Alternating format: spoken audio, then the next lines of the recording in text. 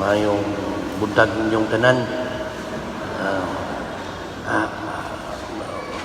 Arita sa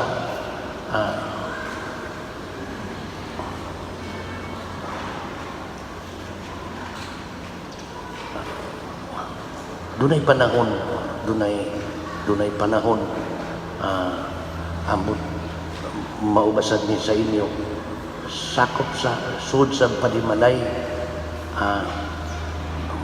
masinati nato kanunay kanang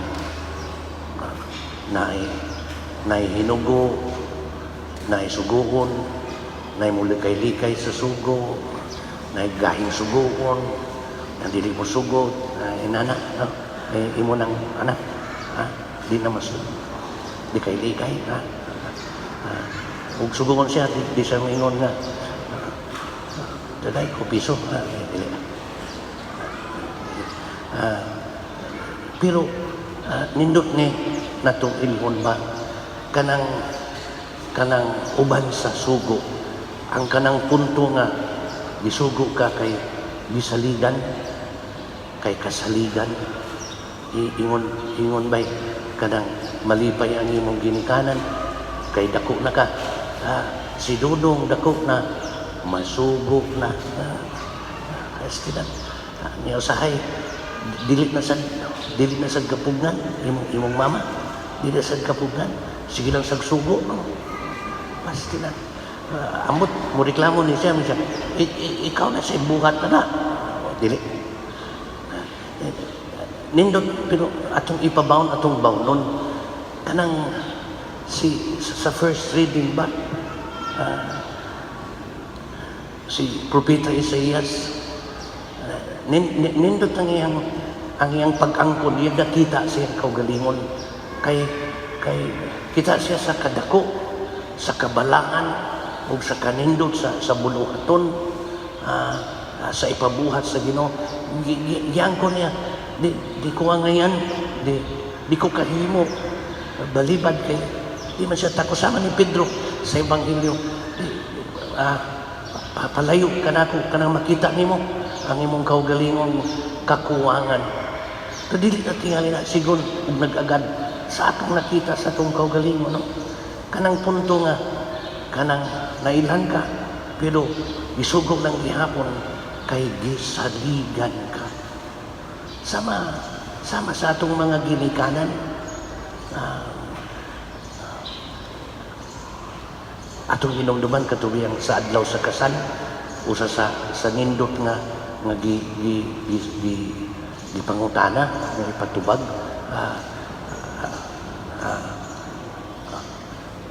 inyo bang isaad nga ang mga anak nga ihatag kanyo sa Dios, mamahimo silang mayong Kristiyano. Kasagaran sa magtiayon malimtan to mingon siya, saad patubo sila ug magligon sila yan dili ba sad sayon ni ginikanan nga mo patubo, mo pasunod, muhimo sa mga kabataan nga inunana ka kabuutan. Bation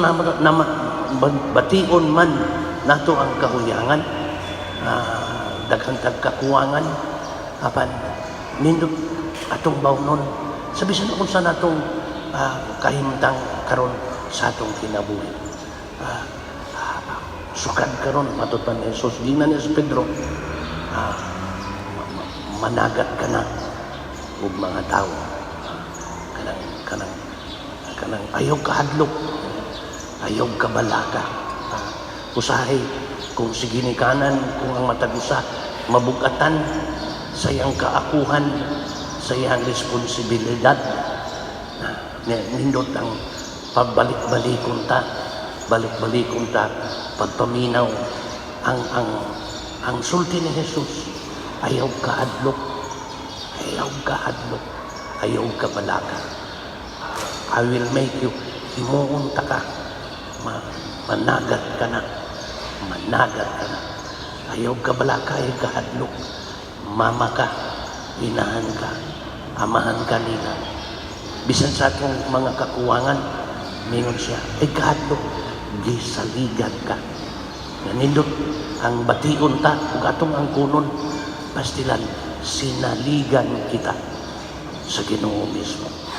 Nya kana tingali nindot nato bansayon atong ipakita kanang imong gisugo si Dudong gisaligan. Usahay sipyat, usahay masayop, no? Usahay mabuak ang basong ilugasan. Sige lang. Kailan kayo palabiit o ingon dangag lang bunan. Sige lang. Sa sunod nga pag-ugas, sa sunod nga pagsalig nimo sa imong gitahas niya. Kung di ka mao, tudluan. Ang importante ba, kanila nga pundo, atong mabitbit, diya sa atong tagsa-tagsa kakahimtang. Aduna kita'y maila nga responsibilidad, sige, nga kaakuhan. Atong bation unta, mahatagtag higayon, pagsulti sa atong kaugalingon, pagpaminaw o pagsulti sa kaugalingon, sinaligan ikaw, gisaligan ikaw, ayaw ka hadlok, ayaw ka balaka. Amen.